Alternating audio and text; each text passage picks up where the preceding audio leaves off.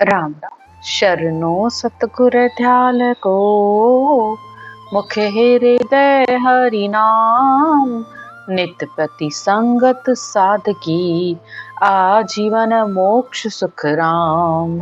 सब धरती कागज करूं, सब वन कलम कटाई। सात समुद्र स्याही करूं, सतगुरु गुण लिख्या न जाय। बोलो राम। सतगुरु सुखराम जी महाराज के ग्रंथ में परम प्रस्तावा का ग्रंथ चल रहा है। सतगुरुदेव कहते हैं कि उस अमर लोक में जो संत पहुंचे हैं, अब मैं तुम्हें वहां की बात बताता हूँ। वो ऐसा गुप्त भेद है कि जिसका वर्णन न वेदों में, न शास्त्रों में, न पुराणों में कहीं पर भी नहीं किया गया है। सतगुरुदेव कहते हैं, अमर लोक में यो गुण पड़ियो, थिरे राज कहूँ तोई। जुरा काल जमरो नहीं पहुंचे, जन्म मरण नहीं दोई। वहां पर जो संत वहां पर पहुंचे हैं उस सतलोक में, तो उस अमर लोक का ऐसा गुण है कि वो आत्मा का स्थिर घर है। वहां जाने के बाद आत्मा का जन्म और मरण दोनों ही मिट जाते हैं। आत्मा काल के घेरे से भी मुक्त हो जाती है, यम की पहुंच से भी बाहर हो जाती है। आगे सतगुरुदेव कहते हैं, मेहरबान सब ही बड़ पुरुषा, गैब छत्र सिर छाया। केर कुमेर नहीं मैं तेरी, मोन व्यापे माया। वहां पर सब संत बड़े बड़े हैं, सबके ऊपर इस गैबाऊ यानी इस सत शब्द की छाया के नीचे होते हैं। और जो भी आत्मा इस सत शब्द की छाया के नीचे आ जाती है, तो वो आत्मा इस सृष्टि की सबसे धनवान आत्मा है, क्योंकि उसने उस अमर लोक की प्राप्ति का रास्ता अपने लिए चुन लिया है। अब वहां पर पहुंचने पर न तो राग है, न द्वेष है, न तेरी है, न मेरी है, न काम क्रोध लोभ माया। अब उसे वहां पर कुछ भी नहीं सताता है, वो निर्लेप है। आगे सतगुरुदेव कहते हैं, एक ही रूप तेज तप एक ही, बड़ा पुरुष बड़ भागी। आप उजाला आप ही सूझे, अखंड जिला मिल लागी।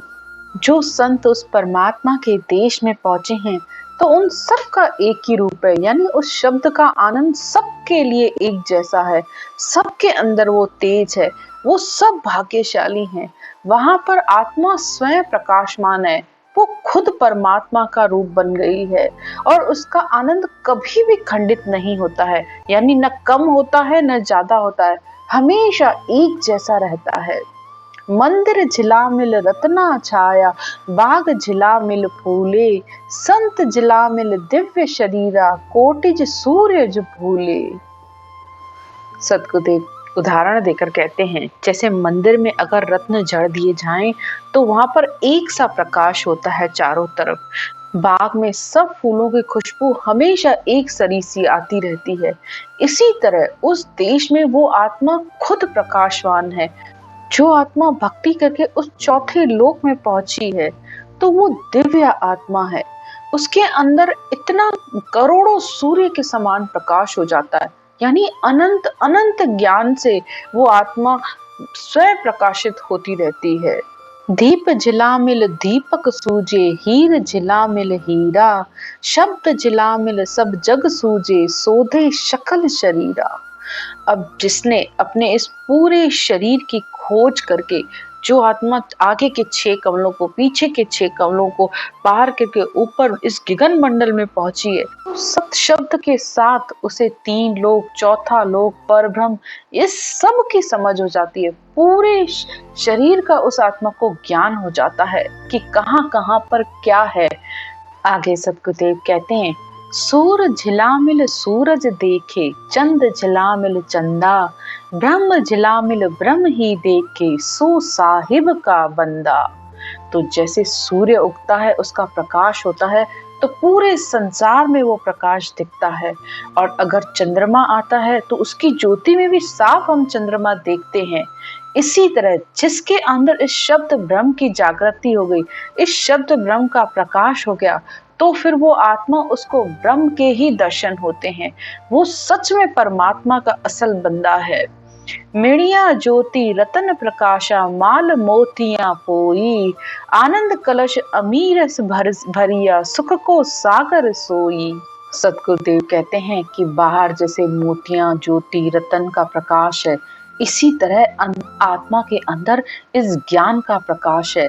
बाहर जैसे मोतियों की माला है, ऐसे ही इस श्वासों में उस परमात्मा के नाम की उसने माला पोई है। तभी इस शरीर रूपी कलश में हर समय उस शब्द धुन का आनंद लेती रहती है। आगे सतगुरुदेव कहते हैं, कस्तूरी कुंज भर्या राख्या परमल एक सरीसी आवे, यूं सबको सुख एक सरीसो सब हाजिर हो जावे। सतगुरुदेव उस सतलोक अमर लोक में जो संत वृत्ति आत्माएं पहुंची हैं, उसके सुख के बारे में कहते हैं कि वो सुख सबका एक जैसा है और हर समय हाजिर है। जिस तरह अगर कस्तूरी के कुंज भरे हुए हों, कितनी ही कस्तूरी भरी हो तो उसकी खुशबू हमेशा एक जैसी ही आती है। बस वहां की आत्माओं को उस सत शब्द का आनंद हमेशा एक जैसा आता है। आगे सतगुरुदेव कहते हैं, यो सुख को सागर सब सुख त्रपत चितवन करे न कोई। वहां पर किसी को अपने सुख के लिए मेहनत नहीं करनी पड़ती है। सब उस आनंद के सरोवर में अनंत ही आनंद ले रहे होते हैं। वहां पर बिना कुछ किए इस ध्वन का अखंड आनंद आ रहा होता है। सिर पर मोड़ सुयश का बंदिया, यूं है अमर आवाजा, आनंद बदावे नित ही बाजे, कहे धिन धिन महाराजा।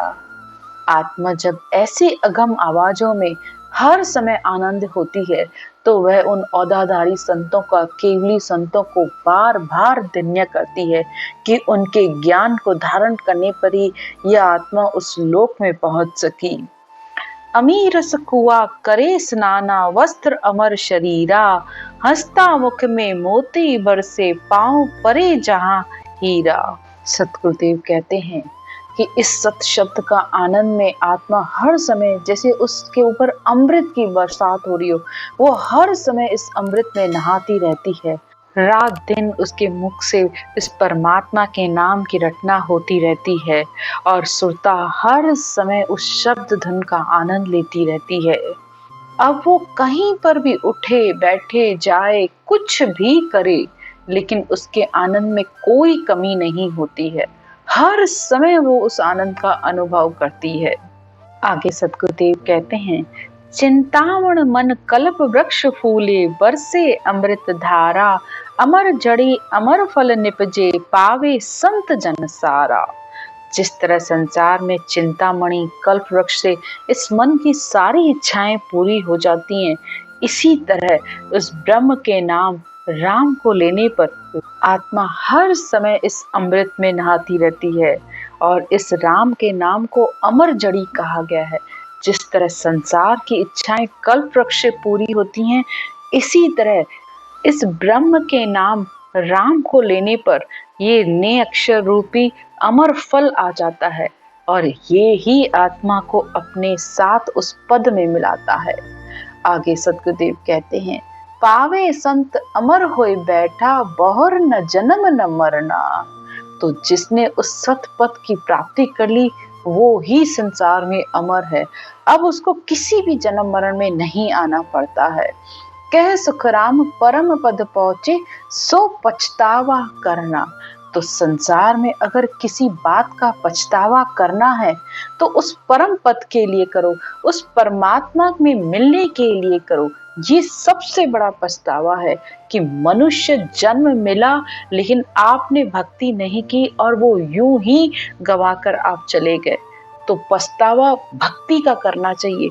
उस परमात्मा से बार बार विनती करो कि हे परमात्मा, मुझे भी अपने उस देश में ले चल। आगे सतगुरुदेव कहते हैं, परम पछतावो नाम ग्रंथ को, किया परम पद पावे, कह सुखराम और पछतावा, करे सुखोटा खावे। तो इस ग्रंथ का नाम परम पछतावा है और परम पछतावा करने पर ही, यानी ये मनुष्य जन्म मिलने पर परमात्मा की प्राप्ति हो, जब इस बात का पछतावा करेंगे और इस सत्य ज्ञान का संग करेंगे तभी उस परब्रह्म देश की प्राप्ति होगी। दूसरा पछतावा कितने ही संसार के करते रहो, लेकिन इस आत्मा का जन्म मरण नहीं मिटेगा। देह थका ऐसा सुख दे के पहुंचा पुरुष समाधि, कह सुख राम बिना कोई पहुंचा, सुन सुन बड़े विवादी। सदगुरुदेव कहते हैं कि अगर कहते हैं कि मोक्ष की प्राप्ति मरने के बाद होती है, तो ऐसा नहीं है। मोक्ष की प्राप्ति जीते जी होती है। मरने के बाद तो इस शरीर की मुक्ति है, क्योंकि शरीर रहते ही आत्मा उस आनंद का अनुभव करती है और वो ही उस समाधि में पहुंचती है। और बिना पहुंचे जो सुन सुनकर कहते हैं, तो उनकी बातों में सिर्फ विवाद होता है। वो सिर्फ अपनी बातों को रखने के लिए, अपने आप को बड़ा दिखाने के लिए सिर्फ विवाद ही करते रहते हैं।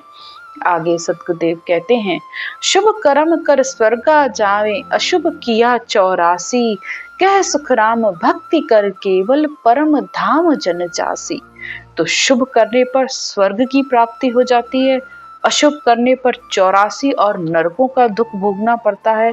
लेकिन सतगुरुदेव कहते हैं कि केवल भक्ति करने पर परम धाम की प्राप्ति होती है। तो ये परमात्मा का बनाया हुआ नियम है। ये सतगुरुदेव कहते हैं, नरतन में पछताए कर रया राम लिव लाए, से हंसा सुख राम कहे अमर लोक को जाए। तो जो मनुष्य इस शरीर में पछता कर इस राम नाम में अपना मन लगाते हैं, लगन से करते हैं, वो ही अमर लोक में जाते हैं। इन कारण भटकत फिरे 3 लोक के माही, आड़ा बादल भरम का सतगुरु सूझे नाई। तो मनुष्य अपने भ्रमों की वजह से इस ज्ञान को नहीं सोचता है। उसे लगता है ये भी अच्छा, ये भी अच्छा, ये भी अच्छा। लेकिन ज्ञान को समझने की कोशिश करो। ज्ञान तो सब ही अच्छा होता है ना। जहाँ भगवत वचन बोले जा रहे हैं सब अच्छा है, लेकिन कौन सा ज्ञान, कहाँ तक उसकी पहुंच है? क्योंकि आप भक्ति करते हुए भी फिर रह जाओगे अपने भ्रमों की वजह से। तो ज्ञान जहां पर इस श्वास प्रश्वास का बारे में बताया जा रहा हो, ये विधि है। ब्रह्म का नाम राम, उसको इस विधि से लेना है। रकार मकार कंठ यानी इस गले से लेना है, तब वो सत शब्द आता है। ये है केवल ज्ञान। इसको धारण करने पर आत्मा के अंदर वो सत शब्द आएगा और वो ही आत्मा को अपने साथ लेकर जाएगा। आगे सतगुरुदेव कहते हैं, गुरु वीरम कृपा कर दीनी भक्त बताए, नहीं तर सुख राम कहे मैं भी रहा पछताए। तो सतगुरुदेव कहते हैं कि मेरे सतगुरु वीरम दास जी ने मुझ पर बड़ी कृपा की और मुझे ये केवल भक्ति दी, नहीं तो मैं भी इस संसार में पछताता ही रहता। परम पछतावो ग्रंथ को जो कोई करे विचार, भक्ति उपजे भय मिटे पहुंचे मोक्ष द्वार। तो जो भी मनुष्य इस प्रस्तावा ग्रंथ को सुनकर, समझकर या पढ़कर विचार करता है कि मैं भी उस परमात्मा की भक्ति करूं, मैं भी इस केवल ज्ञान को धारण करूं, तो उसी का भय मिटता है, डर मिटता है और उसी को मोक्ष की प्राप्ति होती है। आज की चर्चा यहीं तक। इति श्री परम पछतावा ग्रंथ संपूर्ण। राम राम।